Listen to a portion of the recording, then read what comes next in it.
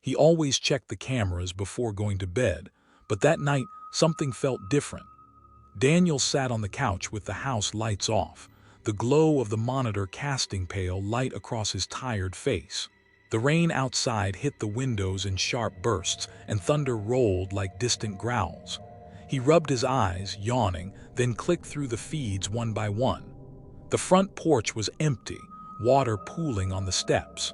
The garage looked still, except for the occasional drip from the ceiling. The backyard camera flickered, the image cutting out for a second before coming back, slightly darker than before. He frowned and leaned closer. The motion alert icon blinked red at the corner of the screen. Something had triggered the sensor in the backyard just seconds ago. Daniel turned the volume up, hearing only static mixed with faint rain. He stared at the grainy feed, adjusting the brightness, and that was when he saw it. A figure standing at the edge of the yard near the tree line, almost blending with the shadows. Tall, completely still, facing the house. At first he thought it was a branch or some trash caught on something, but then lightning flashed, and for a split second he saw pale skin and a face. His stomach turned to ice. Someone was out there watching. He grabbed his phone and zoomed in on the feed, heart pounding, but the figure hadn't moved. Just stood there, head slightly tilted, arms hanging by its sides. He waited for the shape to twitch, to turn, to prove it was just his eyes playing tricks, but it didn't. He muted the TV, straining to listen, but all he could hear was the rain and the faint hum of the refrigerator. His hand hovered over the phone, thinking of calling the police, but something in his gut told him to check the other cameras first. He switched to the side yard feed, empty. Then the garage, empty. The driveway, nothing but the wet concrete shining under the streetlight. He clicked back to the backyard and his breath caught in his throat. The figure was closer. It hadn't moved on screen, but it was closer now, maybe halfway across the yard. He hadn't looked away for more than 3 seconds. His pulse raced, sweat beading on his forehead. He wiped his eyes and stared again, but there it was, closer than before, head still tilted, staring right at the camera. He whispered to himself, "What the hell?" His voice sounded small in the silent room.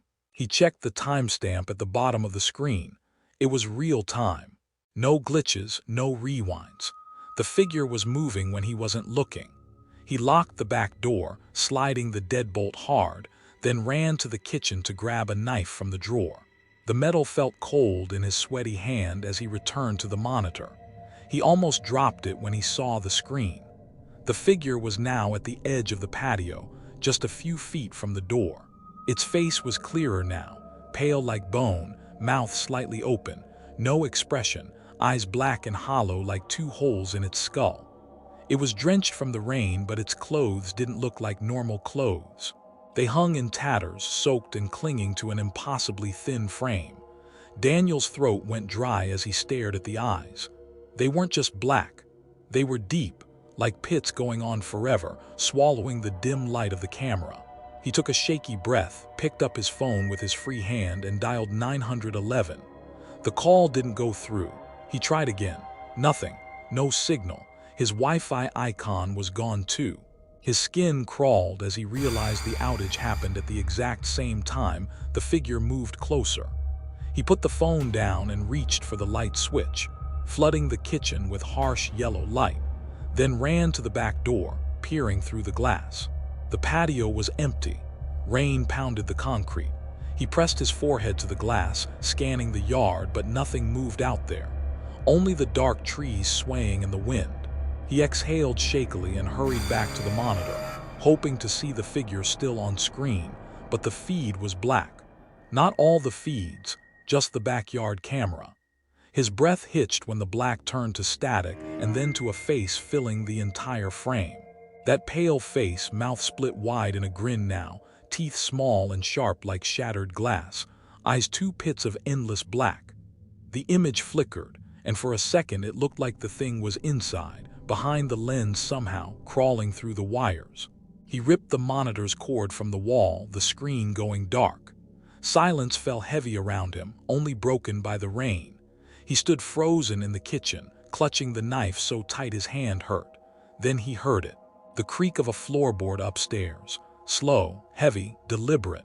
His heart hammered against his ribs as he looked toward the staircase. He was alone in the house, he knew that. He'd locked every door, checked every room. The creak came again, closer now, like something moving with purpose. He tiptoed toward the stairs, knife raised, trying not to breathe too loud. His foot touched the first step when his phone buzzed in his pocket, making him jump so hard he almost screamed. He pulled it out with shaking hands. One notification glowed on the screen. Motion detected. Living room. He swallowed hard and turned his head slowly toward the living room doorway. From where he stood, he could see the edge of the couch, the blue glow of the dead TV screen reflecting faintly on the floor. Nothing moved. No sound came from inside. He inched closer, every instinct screaming at him to run, to get out of the house, but his body felt heavy, like the air was turning to water around him. He leaned just enough to see the whole room, empty. The couch sat untouched. The static on the TV flickered softly. His eyes darted to the camera above the fireplace. Its little red light blinked, indicating it was active. He reached for his phone to pull up the feed, but before he could tap the app, the TV snapped to black. Then a single line of text appeared in white, slow, like someone typing it letter by letter. Daniel. His blood turned to ice as he stared at the screen. The letters disappeared. Another line appeared. Don't look up. His breath caught in his throat as he felt something behind him. Not sound, not movement, just presence. Heavy, cold, crawling across his skin. He gripped the knife tighter and spun around, swinging hard, but there was nothing there. Just the staircase looming in the shadows. He turned back to the TV. The text was gone. The screen showed the living room feed now, like a live CCTV image, but there was something wrong. Something horribly wrong. Daniel stared at the screen and saw himself. Standing in the middle of the living room, knife in hand, staring at the TV. The angle wasn't from any of his cameras. It was from above, like something was looking down at him from the ceiling. His stomach clenched as he tilted his head up slowly. The ceiling was empty, just smooth white plaster and the light fixture. His phone buzzed again in his hand. Another motion alert. Front door. He stumbled backward, phone slipping from his grip and hitting the floor. The sound of the doorbell sliced through the silence, sharp and clear. He froze, knife trembling in his hand, staring at the front door down the hall. The chime rang again, longer this time, echoing through the house. He forced himself to move, each step heavy like lead, until he stood at the door. He reached for the handle, then stopped. Through the frosted glass he saw a shadow, tall, thin, perfectly still. He held his breath, heart pounding so hard it hurt, and slowly unlocked the deadbolt, pulling the door open in one swift motion. The porch was empty. Rain poured down in sheets, soaking the welcome mat, dripping from the roof. His chest rose and fell in harsh breaths as he stared into the storm. Nothing moved. No figure, no shadow, just darkness and rain. He shut the door and locked it, turning back toward the living room, and froze. There were wet footprints on the floor, leading from the door, past him, into the house. Daniel's knees almost gave out as his eyes traced the wet prints across the wooden floor. Bare feet, long, narrow, and pressed so deep the water had pooled inside each one like tiny dark puddles. They trailed past the living room and into the hallway leading to the basement door. His grip tightened on the knife until his knuckles turned white. His throat burned as he swallowed hard, forcing his legs to move one step at a time, following those impossible prints. The silence in the house was alive now, heavy like something breathing all around him, invisible but watching, waiting. His mind screamed to turn back, to run out into the rain, but his body moved forward as if pulled by something stronger than fear. The footprint stopped at the basement door. The old wooden panel stood shut, droplets sliding down its surface, dripping onto the floor as if the storm itself had leaked inside. His breath hitched when he saw the door handle slowly turning on its own. Just a little, just enough to make the metal creak softly in the stillness. He took a shaky step back, knife raised, every muscle locked tight. The handle stilled. Seconds crawled by. His heartbeat pounded in his ears so loud it drowned the rain outside. Then, without warning, the door swung open fast and slammed against the wall with a hollow bang. Darkness stared back at him from the basement stairs, deep and absolute, like the bottom of a well. A smell rolled out with it, thick and damp, like rotting leaves and something metallic beneath, coppery and sour. Daniel gagged, covering his mouth with his free hand, eyes fixed on that darkness that seemed to pulse and shift like it was alive. The wet prints continued down the stairs, vanishing into the black. He forced air into his lungs, each breath sharp and ragged, as he edged toward the doorway. His hand trembled so violently the knife blade jittered in the dim light. He flicked the switch on the wall. Nothing. The bulb had died or something had killed it. He stood there, staring down that endless dark, when his phone buzzed again on the floor behind him. The sudden sound tore through his nerves like a scream. He spun around, eyes darting to where it had fallen near the couch, its screen glowing faintly. He hurried over, snatched it up, and froze when he saw the notification. Not motion detection this time. A live feed. Backyard camera. Somehow it had come back online. Hands shaking, he opened the app. The screen filled with a warped, grainy image of the yard, but the angle was wrong. It wasn't the camera's usual view. It was tilted low to the ground, like something had ripped it off the wall and was holding it. The frame shook gently, and then it moved, slow and deliberate, turning until it faced the house. Daniel's breath caught as the view crept closer, each step squelching through the mud. The camera tilted up to the windows, pausing, like something out there was choosing which room to enter next. His stomach lurched when the lens tilted again, this time down toward the basement window. Then the screen went black. A sound drifted up from the basement, soft at first, almost like a whisper, then louder, wet, slippery, like something dragging itself across the floor. Daniel's body locked rigid as the noise grew, joined by another sound, something tapping against the wall in a slow, irregular rhythm. He backed away from the door, phone clutched in one hand, knife in the other, eyes glued to that gaping black mouth of the basement. The tapping stopped. Silence swelled thick again.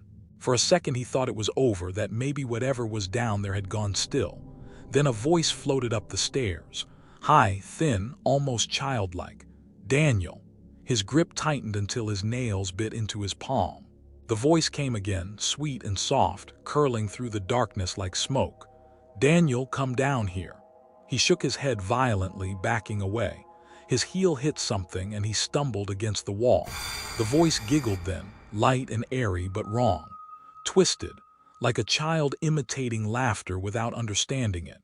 His breath came fast and shallow, panic clawing up his throat as the darkness seemed to ripple at the top step. Then something moved, slowly, deliberately. A hand slid into the light. Long, bony fingers slick with water, nails black and cracked, curling around the edge of the doorframe. Then another hand. They gripped the wood tight, and the arms that followed were impossibly thin. The skin stretched so taut it looked ready to split. Something began to pull itself up, inch by inch, until a head rose into view. Daniel's stomach heaved. It was the same face from the camera, that pale mask of wet skin, black pits where eyes should be. But now the mouth was wide open, unhinged like a broken jaw, rows of jagged teeth glinting in the faint light. Water poured from its hair, streaming down its neck as it grinned and whispered again, "Come down or I'll come up." Daniel bolted. Pure instinct took over, his feet pounding the floor as he sprinted for the front door. He fumbled with the locks, hands slick with sweat, yanking the bolt free, wrenching the door open, and froze. The porch wasn't empty anymore. Something stood there. The same thing, the same face. Its neck craned too far to one side, water dripping from its chin, those pits boring into him. Its grin stretched wider than before, splitting the skin at the corners until thin streams of blood ran down its cheeks. He stumbled back, slamming the door shut, locking it with shaking hands. The doorbell rang then, A sharp, cheerful chime that sliced through his ragged breathing. It rang again, and again, fast now, violent, like fists pounding the wood from both sides, the sound reverberating through the house until the walls seemed to shake. Daniel screamed and backed away, clutching the knife like it could save him from something that shouldn't exist. The pounding stopped. Silence crashed down again, so sudden it made his ears ring. He stood there, chest heaving, eyes darting to every shadow. Then, slowly from behind him, came the sound of a door creaking open. The basement door. The sound of the basement door swinging open dragged Daniel's gaze back like an invisible hand pulling his head. The darkness was not just sitting there anymore. It moved, spilling out onto the floor like smoke, twisting and curling as if alive. His legs felt like they were sinking into the ground, refusing to obey, but something deep inside screamed that if he stayed frozen, he would never leave this house alive. He staggered toward the kitchen, hoping to find something, anything, that could help him. A back door, a weapon, another way out. His socks slid on the slick wood as he turned the corner, knife clenched so hard the blade bit into his palm. Blood slicked his grip, but he didn't feel it. All he could feel was that crushing weight of dread pressing against his skull, making every sound louder, every shadow deeper. Then, the laughter started again. Not from the basement this time. From the walls. It came in waves, high and thin, echoing like a chorus of children mocking him in the dark. He spun, knife raised, throat raw as he screamed for it to stop, but the laughter only swelled, filling every inch of the air until it felt like it was inside his head, clawing at his thoughts. He slammed his hands against his ears, knife still clenched tight, but the sound was in his bones now, vibrating through him. He stumbled forward blindly, shoulder slamming into a cabinet. Something crashed to the floor. He didn't care. He just kept moving until his shaking fingers found the cold metal of the back door handle. Relief surged through him like a flash of light in the void. He yanked it down. It didn't move. He pulled harder, screaming, but the lock wouldn't give. Then he saw why.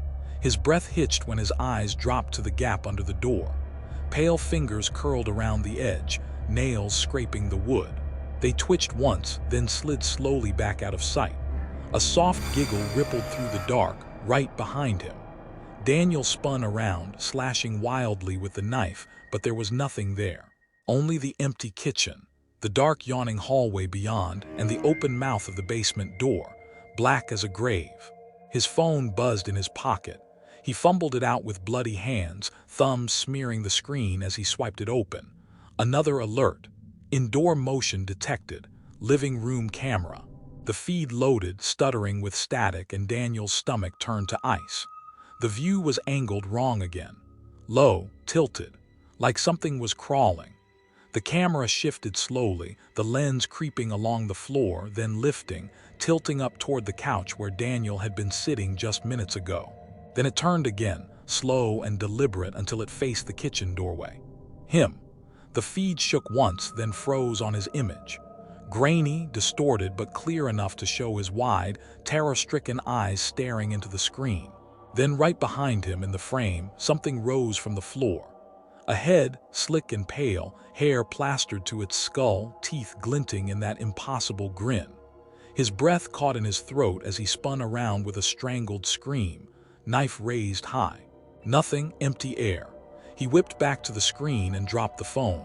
The feed was gone. Black. Daniel's body trembled so violently now his teeth clattered. He backed away from the doorway, inching toward the dining room, eyes darting everywhere. Then the sound came, slow, heavy, wet, from above. His gaze jerked up to the ceiling. Water. Thick, dark streams running down the walls from the upstairs hallway. Something moved up there, the floorboards groaning under a weight that didn't belong. His breath came in sharp gasps as he inched backward, until his spine hit the cold glass of the sliding door. He risked a glance outside. Nothing but the black smear of rain and his own reflection staring back. Then behind that reflection, something else.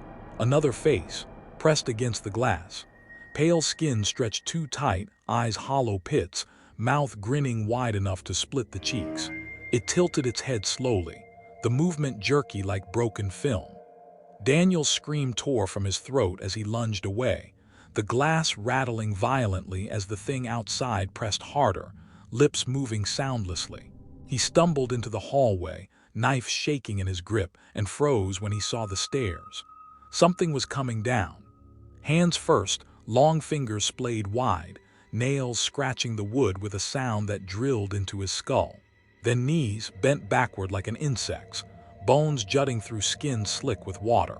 Its head hung upside down as it crawled, mouth open in that same impossible grin, teeth dripping thick strings of saliva that slapped the floor like wet ropes. It moved slowly, savoring the distance. Those black pits locked on him as the laughter began again, soft and low, rising with every step it took toward him. Daniel's legs finally broke free of their paralysis, and he ran, sprinting past the basement door, past the kitchen, heart hammering so hard it felt like it would tear through his chest. He didn't stop until he hit the front door. His fingers clawed at the locks, slick with blood, fumbling, failing.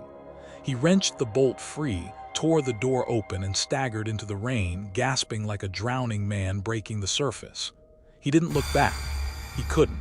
His bare feet slapped the wet concrete as he stumbled down the steps, across the yard, into the street.